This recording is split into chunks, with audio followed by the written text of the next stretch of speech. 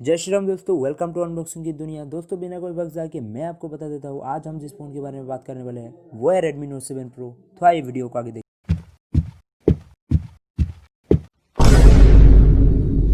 दोस्तों Xiaomi ने Redmi Note 7 Pro को एक बेहतरीन लुक देने में कामयाब रहा, क्योंकि अगर हम इसके डिजाइन की तरफ देखते हैं तो हमें देखने को मिलेगा एक ऑसम डिजाइन। Redmi ने इसके दोनों तरफ गोरिल्ला ग्लास 5 का यूज किया है। दोस्तों मुझे इस फोन में जो सबसे खास बात लगा वो है इसका बैक का डिजाइन। Xiaomi ने दिया है फिंगरप्रिंट सेंसर, Xiaomi का लोगो और डुअल कैमरा, जिसमें से एक है 48 मेगापिक्सल का और दूसरा है 5 मेगापिक्सल का।